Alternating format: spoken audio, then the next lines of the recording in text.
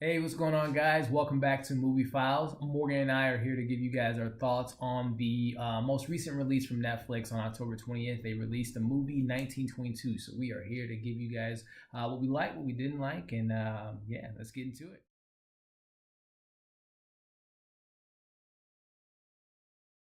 This movie is about a simple yet proud rancher. In the year of course, 1922, he conspires to murder his wife for financial gain, convincing his teenage son to participate. All right, so that's our synopsis there. And then for those that are not familiar with the story, this is based off of a Stephen King novel titled the same thing, 1922.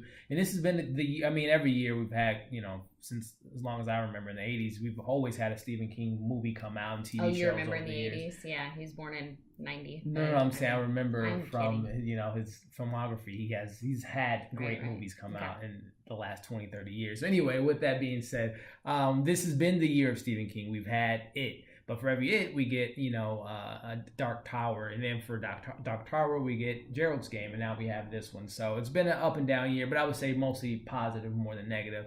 And we'll get to our final, what we thought about this film at the end. But this is another Stephen King book that's brought to the film, and the momentum from it and everything kind of I think comes to a halt with this particular movie. We'll get into, we'll break it down in the sense of story, what we thought about story, our characters, performances, and then what we liked and we didn't like, and also our final thoughts. So with that said, the story, as you just read, Morgan, very simple story, as it says in the synopsis, is very simple, yet different story. It's really built on. I think the story really kind of touches on your conscience as well as guilt, and our main character Wilfred here dealt with that for I think over a span of 8 years. The story starts with 1922, and then we see Wilfred many years down the line in a hotel describing what he did, which was conspire and ultimately killing his wife. Yeah. So And that was 1930. So when we see him in that hotel room, finally confessing to what he sins, did. yeah. So like I said, the story wasn't nothing too groundbreaking. It wasn't anything new. It wasn't breaking new ground,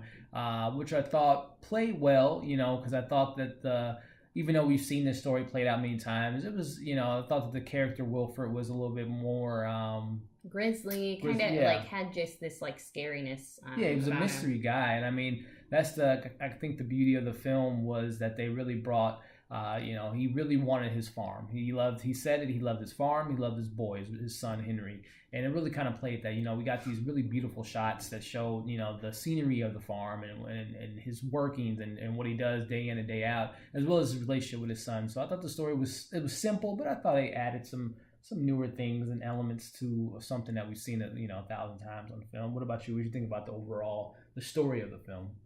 Yeah, I mean, like Elliot said, it's simple. It's basically just about a husband and wife who Mm-hmm. are no longer in love, and they have different life goals. Yeah. Wilford, he loves his farm. They originally had a farmhouse on 80 acres of land, and then his wife, after her father passed, she inherited 100 acres of land. So now they have 180 acres and then a farmhouse. Mm. And Arlette, the wife, she has other plans. She doesn't want to live on a farm. She doesn't want this small town Nebraska life. Yeah. She wants the big city lights. She wants to move to Omaha. She wants to become a fashion designer, and she's just not finding that there. So you definitely see, obviously with a couple, you would want to be on the same wavelength as your partner, Yeah. your spouse, and you definitely see that somewhere their relationship went wrong. But they both love their son, and I think that's the one thing that they do have in common. Yeah. But ultimately, I think them both loving their son is really, kind of what tears them apart in the end, and kind of what gives Wilford that final boost of, yeah, I'm gonna kill her. It's over for her. So Yeah, which I think leads right into our performances. I thought, obviously the story was Wilford. Thomas Jane played Wilford. It was his story. It was his thoughts, his minds. We were in his head throughout the entire movie, which I thought his performance was great. He played that what you would think of a Nebraska person in the 1920s. What? Nebraska person. Farmer. Yeah, in the 1920s. I mean, he played I thought he did a good job. With that being said, we had other supporting characters like his son Henry, and then other people sprinkled in throughout the story. And I thought, they were fine. I mean, the performances on their end, Henry played, I guess, a good 14-year-old. They make really silly decisions, stupid decisions, based off of love. But you see a turning point in Henry too. In the beginning, he seems to be more of this like very innocent 14-year-old, as he should be, right? But then, of course, after his father gets him to help participate, you do see a turning point for Henry. He becomes, kind of a badass. Yeah, so. I think, really too with that particular scene when Henry joins his dad to murder his mom, you see it. He didn't want to do it. Ultimately, he wanted to. I mean, once his dad really kind of talked him to it, kind of moved really quickly. He wanted to do it. Henry wanted to do it more peacefully. Where obviously we have his dad wanted to be a little bit more quicker with it, which was the scene where he slits her throat, and it was just a very messy scene as far as just they're not killers, so they weren't obviously experts at it. So I think ultimately that was the turning point. The way his mom went out really kind of, I think, it messed him up. Yeah, for sure. Which kind of goes back into performances. Like I said, I thought that the main character James did a great job. Yeah, Wilford. He was Wilford. He was scary. He had this like just.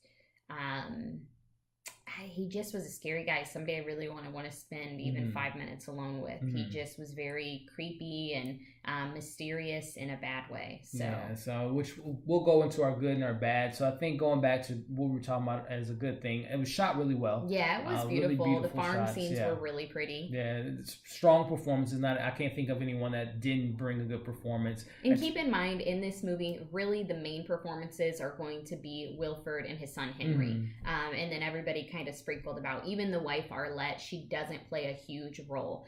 She's probably in the first 30-45 minutes of the movie at most. So it's really about a son and a father and son relationship, and I guess the lengths that the father would go to keep his son in his life, as well as to keep his life the way he wants it to be, which is to be on this farm. Right, which I think the two main characters, males, we saw that Wilford, what he wanted, ultimately he wanted to keep his farm, which resulted to him killing his wife. And then Henry, he didn't want his Shannon, his love interest to go off after it was revealed that she was pregnant. He didn't want her to leave, so his decision was, hey, let's skip town, let's create our own life. And ultimately you see these two decisions were bad decisions. So like father, like son, I guess you can say. So which then leads into, I guess, our negatives, which again, we said it was simple, good performances, but I think it was just too simple in certain points of the movie. Like we really, we had this character Wilford, but again, like we're at this point in time in his life, we didn't really get to see why. I mean, obviously his wife, where their marriage went wrong. We see that his wife wants to leave, but it's just like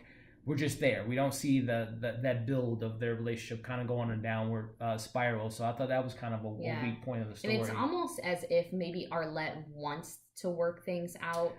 She makes a comment in the beginning. She goes, she proposes to him, hey, you know what, I'm gonna sell this land, I'll split the money with you, which I think is fair enough. He's not entitled to this money, but she says, I'll split the money with you.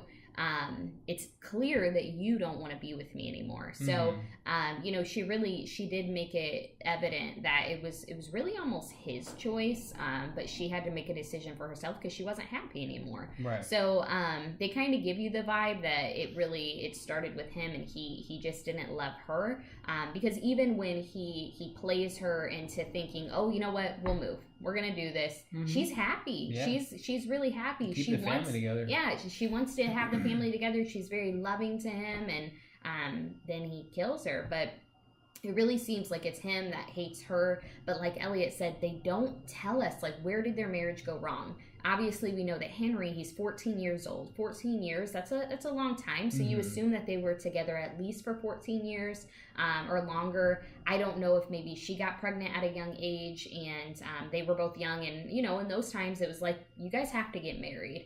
So who knows if it was like pressured. But again, I mean, how else would you know unless you're told? Yeah. So in the movie, we're not told. I don't know if the book explains in more depth, but really it just, you start in this movie and you just feel immediate tension. They don't like each other, but that's it. They don't really explain anymore other than she doesn't want to live on this small in this small town and doesn't want to do farming anymore. And you know, he also mentions too in his head, because it's really his story, he mentions that she has no appreciation for farm life and what he does. So maybe there was some anger that built up there, but some pent up anger. But really, you kind of have to come up with that story on your own. And I would say that's where it was a miss for me. Is, you know, you just, for me, I can't expect to go into a movie and just be like, oh, okay, they hate each other, I don't know why, or exactly what, and then he just brutally murders her. I don't know, it didn't really tie together for me. Yeah, which another thing, you know, with that being said, you know, when he murders her, it's not really explained to the rat angle. You know, I know it's kind of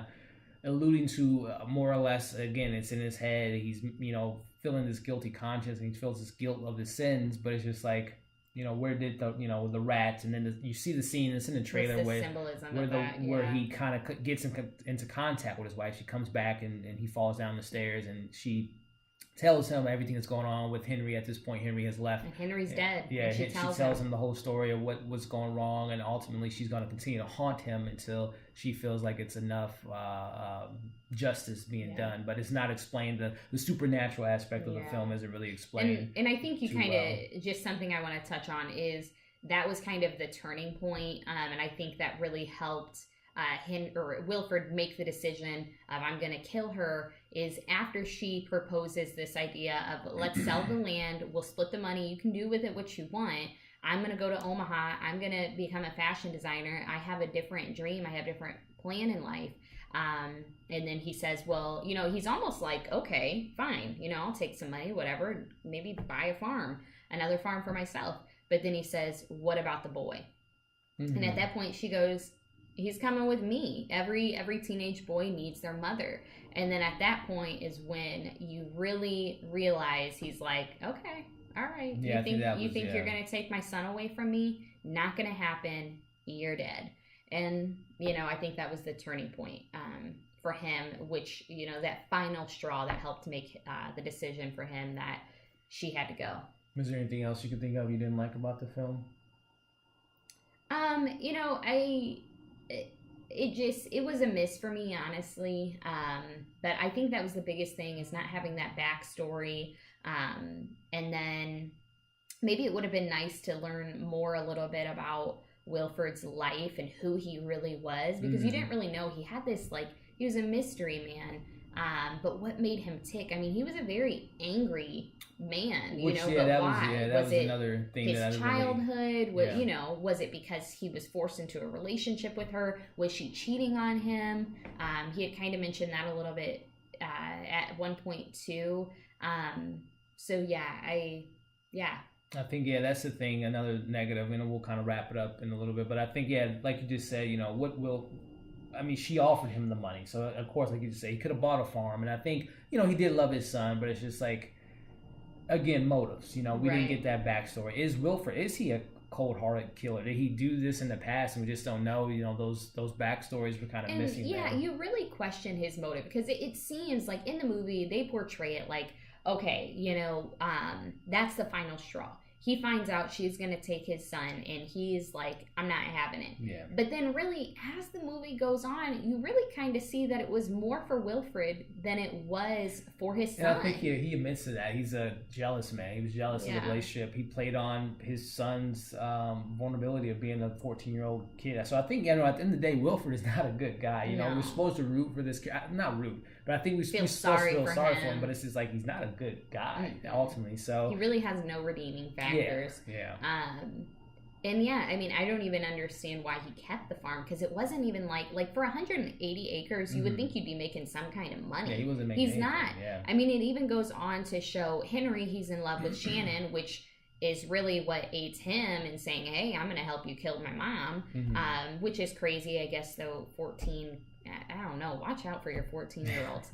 But anyway, you know, his Shannon, his girlfriend, her father, he also is a farmer, and he a lot more successful. Yeah, he's more successful. He's got money, and Wilford, you know, talks about how he's jealous of, you know, the car he drives, and even his wife not talking back, not having an opinion about things, which I think again goes into just kind of where the times were back then. And, you know, I think our main character Wilford, again, not being a good guy, I think Arlette was ahead of her time. Yeah. She's more of a feminist kind of character, and she wanted the life that she wanted. So ultimately, you know, those are our goods, our bad, our performances, storylines, things like that we thought about the film. But again, we just want to know what you guys thought. Did you guys check it out this weekend? Are you going to check it out? Do you think this is a good Stephen King adaptation, or one of the bad ones like we got with The Dark Tower and some other ones, TV shows this year? So we really want to know what you guys think. So you know, ultimately, before we head off, you know, would you recommend checking this? I would not. It's an hour and 41 minutes that you'll never be able to get back of your life. So I would not recommend watching it. I just thought it was pretty boring. I mean, other than the few redeeming scenes that are, you know, very beautiful of the farm, it's just like Google beautiful farms and you'll be able to see those. So I wouldn't recommend watching it. Yeah, same with me. I'm not saying, I'm not speaking for more, but I'm not saying it's a bad movie, but it's not a movie for me. I wouldn't recommend checking it out. For those that maybe are fans of, like, what did we see earlier this year? It Comes at Night. I thought was kind of a similar, where it's a slow burn, and to me it doesn't pay off. It's just, you just see these consequences and these things happening, but really, what does it really matter? What does it really mean? So to me, it was very stale, very static, as far as just, it didn't break ground, which I didn't need it to be a groundbreaking movie, but at the same time, it's like, what's the point of this? You know, ultimately, he killed his wife. He commits suicide, I guess it alludes to, or the ghosts kill him. I mean, it's just like, okay, I saw it. Now what? The else? excitement we had in the trailer, it's not what we got in the movie, and I think we didn't see The Dark Tower yet. We probably won't, but I really don't have it. Yeah. You know, we saw It, which obviously went to theaters. You were expecting this really great, extravagant movie, and we got it. And then we also saw Gerald's Game this past month, and we were really impressed with that. So we were hoping that it would continue, but this just wasn't for us. Yeah, I think, So. Ultimately, I think if you guys are into those more character-driven horror films, they put it, obviously this is a genre of horror, but to me, I have a different idea of horror. It's more of a mystery, almost. Well, it's a character piece. It's a character-driven piece. It's a drama, more or less. It's a drama film with character driving the storyline and progressing the storyline, but ultimately I don't think it's a horror film. So and that's what we were looking for. We're in October, we were looking for something, you know, scary to look for on a Friday night, and we didn't get that. So again, guys, we want to know what you guys thought of the film, if you ultimately going to check it out or not. We were not big fans of it, but again, we want to know what you guys think. So with that being said, we appreciate you guys tuning in to us. We'll be back very shortly later today. You know, today's Sunday, so we're going to actually do a premiere review on Walking Dead, so you'll get that from us shortly. Again, guys, subscribe to our channel. Go ahead and like this video, and also go ahead and follow us on Instagram. We are at Movie Files on Instagram. We would love to connect with you guys on that social media platform as well. So again, thanks for tuning in, and we'll see you guys again.